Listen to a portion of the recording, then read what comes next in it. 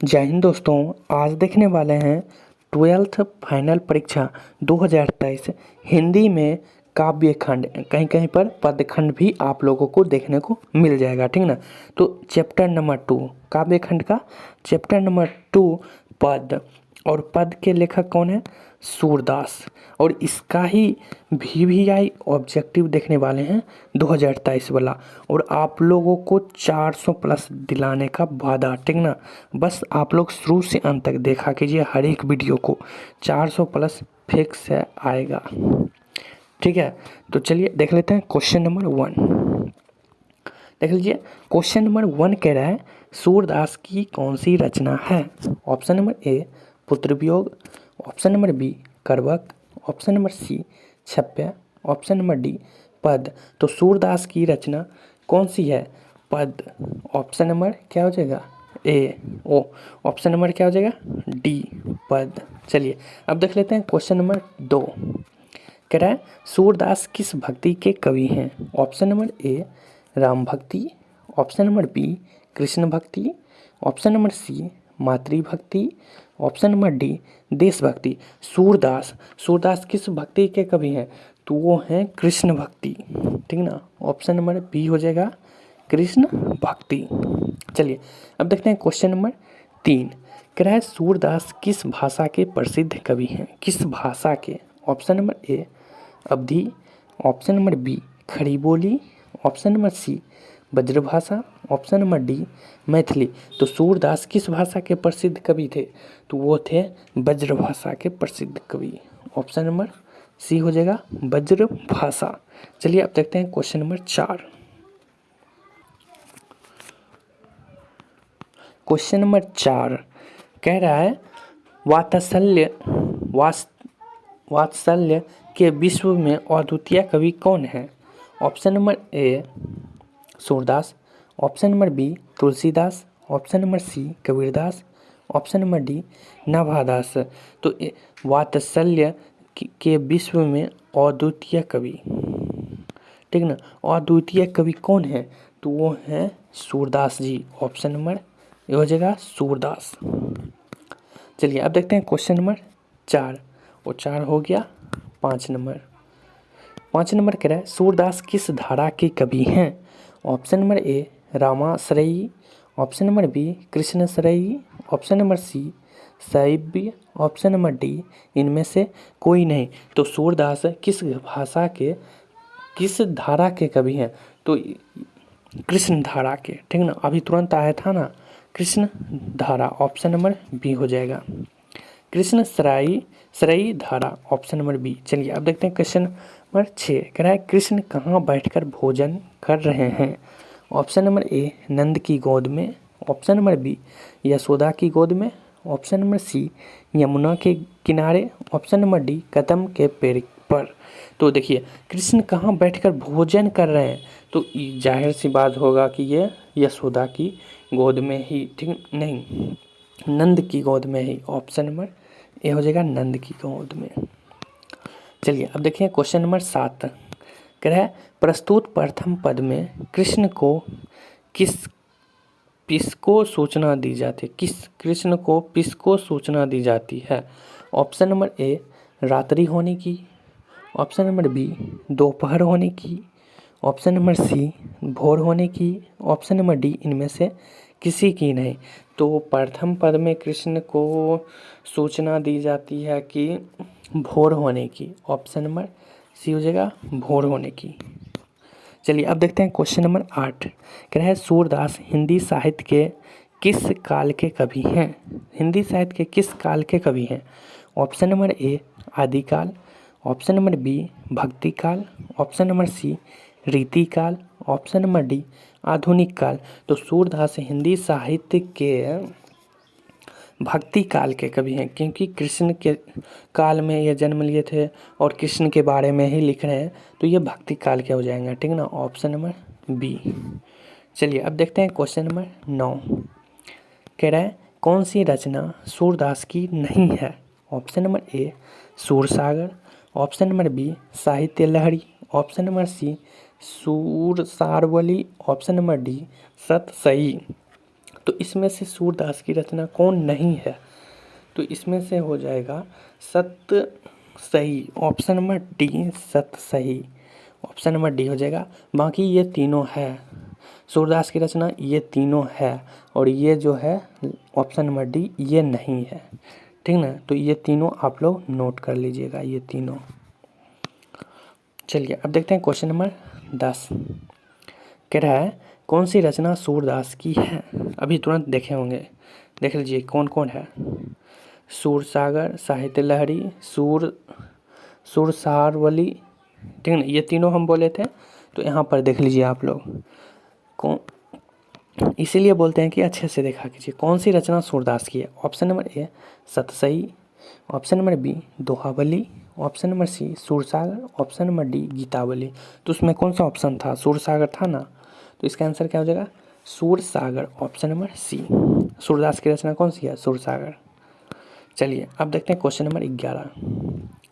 कह रहा है सूरदास किस चीज़ की भूख है? सूरदास को किस चीज़ की भूख है? ऑप्शन नंबर ए कृष्ण की जूठन की, ऑप्शन नंबर बी प्रेम की, ऑप्शन नंबर सी काव्य रचना की, ऑप्शन नंबर डी इनमें से कोई नहीं। देखो ये प्रेम की हो जाएगा, ये प्रेम की हो जाएगा, ये मलिक मोहम्मद जैसी की है। और कृष्ण, इस सूरदास जो थे वो कृष्ण भक्ति धारा के थे, तो यहाँ पर क्या हो जाएगा? कृष्ण की जूठन की, ऑप्शन नंबर ए। सूरदास किस चीज़ के भूखे हैं? कृष्ण के जूठन की, ऑप्शन नंबर ए। चलिए अब देखते हैं क्वेश्चन नंबर 12। कह रहा है सूरदास की अनुमानित जन्म तिथि, यानी कि सूरदास का जन्म कब हुआ था? यानी कि अनुमान लगाया जा रहा है कि इतने में हुआ था। चलिए क्या है? ऑप्शन नंबर ए 1475, 1400 डबल हो गया, ठीक ना, 1480, 1482, ठीक ना। तो देखिए अनुमानित यहाँ पर बोला जा रहा है, तो अनुमानित पर यहाँ पर आप लोग कहा जाए तो आप लोग 1475 से 1480 के बीच ले सकते हो, ठीक है ना। 1400 तो कहा जाए तो 1478 में, ऑप्शन नंबर बी इसको 78 कर देना, ठीक ना, स्क्रीनशॉट ले लो 78। चलिए अब देख लेते हैं क्वेश्चन नंबर 13। कह रहा है निम्नलिखित में से कौन सा कवि अष्टछाप का नहीं है? कौन सा कवि अष्टछाप का नहीं है?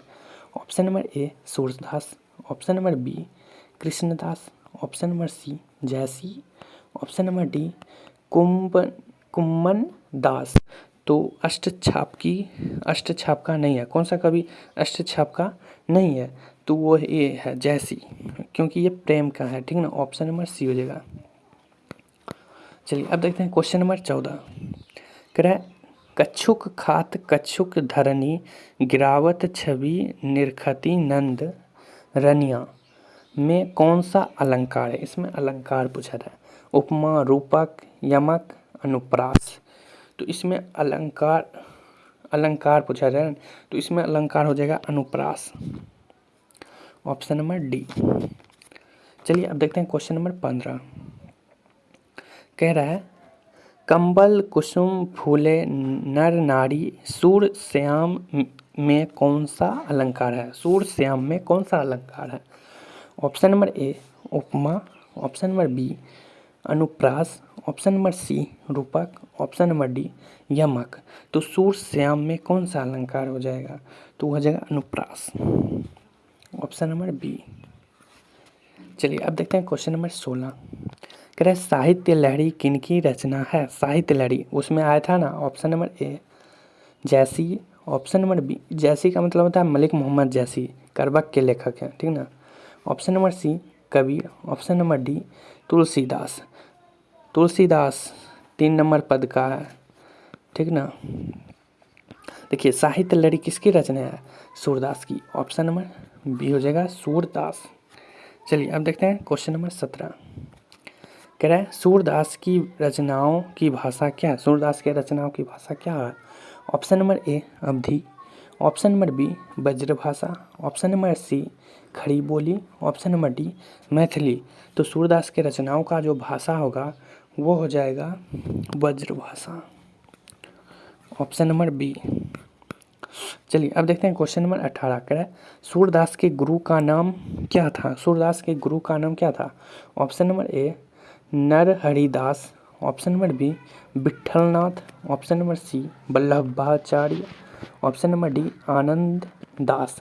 तो सूरदास के गुरु का जो नाम था वो था आचार्य वल्लभाचार्य, यानी कि Vallabhacharya, option number C direct. Surdas के गुरु का नाम क्या था? वल्लभाचार्य। चलिए अब 19 नंबर कह रहा है सूरदास किस मार्ग में दीक्षित हुए? सूरदास किस मार्ग में दीक्षित हुए थे? ऑप्शन नंबर ए अष्टछाप, याद होगा अभी तुरंत आया था, संत मार्ग, पुष्टि मार्ग, इनमें से कोई नहीं। तो सूरदास किस मार्ग में दीक्षित हुए थे? तो वो हुए थे पुष्टि मार्ग में। पुष्टि मार्ग नहीं, पुष्टि मार्ग नहीं होगा, ठीक ना, ये होगा अष्टछापी, क्योंकि अष्टछाप देख लो यहाँ पर हम दिखा देते हैं, देख लो ये क्वेश्चन देख लो, कह रहा है निम्नलिखित में कौन सा कवि अष्टछाप का नहीं है? तो ये जैसी नहीं था, बाकी ये तीनों सूरदास, कृष्णदास और कुमरनदास था। तो यहाँ पर सूरदास भी आ रहा है, तो अष्टछाप का कवि कौन होगा? सूरदास है ना, ये जैसी नहीं था। तो यहाँ पर भी वही क्वेश्चन आया है, हम दिखाते हैं क्या नंबर था, 18 नंबर। गुरु का नाम दीक्षित, हाँ देख लीजिए, कह रहा है सूरदास किस मार्ग में दीक्षित हुए थे? अष्टछाप में, ऑप्शन नंबर ए हो जाएगा, ठीक ना। आप लोग देख लीजिएगा, एक बार किताब पढ़ लीजिएगा, उसमें मिल जाएगा। चलिए कि 20 नंबर कह रहा है वल्लभाचार्य से मिलने के पूर्व सूर किस भाव के पद गाते थे? यानी कि वल्लभाचार्य से मिलने से पहले सूरदास किस पद में गाते थे? ऑप्शन नंबर ए प्रेम, ऑप्शन नंबर बी विरक्ति, ऑप्शन नंबर सी दैन्य, ऑप्शन नंबर डी अवसाद। तो उससे पहले वल्लभाचार्य से मिलने से पहले वो दैन्य में गाते थे, ऑप्शन नंबर सी। चलिए अब 21 नंबर कह रहे हैं सूर सागर किसकी रचना है? ऑप्शन नंबर ए रैदास, सूरदास, नंददास, तुलसीदास। तो सूरदास हो जाएगा, सूर सागर क्या बोल दिया, सूर सागर किसकी रचना है? सूरदास की है, ऑप्शन नंबर बी हो जाएगा सूरदास। चलिए अब 22 कह रहा है, उधर चल गया। चलिए द्वितीय पद में किस खाद्य पदार्थ का उल्लेख नहीं हुआ है? द्वितीय पद में किस खाद्य पदार्थ का उल्लेख नहीं हुआ है? ऑप्शन नंबर ए दही, ऑप्शन नंबर बी माखन, ऑप्शन नंबर सी मिश्री, ऑप्शन नंबर डी अपूप। तो द्वितीय जो पद था उसमें अपूप का उल्लेख नहीं हुआ है, ऑप्शन नंबर डी। चलिए अब देखते हैं 23 नंबर कह रहा है सूरदास की कृति है, सूरदास की कृति कौन सी है? Option number A Pranbhang, option number B Jayadrathvadh, option number C Sahitya Lahari, option number D Barvai Ramayana, Barvai Ramayana. तो सूरदास की जो कृति होगी वो हो जाएगा साहित्य लहरी। ये आया था, बार बार हम बोल रहे हैं कि अच्छे अच्छे से देखो। चलिए 24 नंबर कह रहा है सूर सागर किस भाषा में रचित है? ऑप्शन नंबर ए भोजपुरी में, ऑप्शन नंबर बी संस्कृत में, ऑप्शन नंबर सी ब्रज भाषा में, ऑप्शन नंबर डी अवधी में। तो सूर सागर जो रचित है उस भाषा का नाम हो जाएगा ब्रज भाषा। 12। चलिए अब देखते हैं 25 कह रहा है सूरदास के संकलित पदों में कौन सा रस है? सूरदास के संकलित पदों में कौन सा रस है? ऑप्शन नंबर ए श्रृंगार रस, ऑप्शन नंबर बी वात्सल्य रस, ऑप्शन नंबर सी हास्य रस, ऑप्शन नंबर डी रौद्र रस। तो सूरदास के संकलित पदों में हो जाएगा वात्सल्य रस का रस है, क्योंकि ये क्वेश्चन आया था पीछे, आप लोग देखे होंगे तो ये क्वेश्चन आया था वात्सल्य रस का, बात हुआ था, ठीक है, ऑप्शन नंबर बी हो जाएगा। चलिए 26 नंबर क्वेश्चन कह रहा है कन्या का क्या अर्थ होता है? कन्या का अर्थ क्या होता है? स्त्री, वधू, पत्नी, गोद।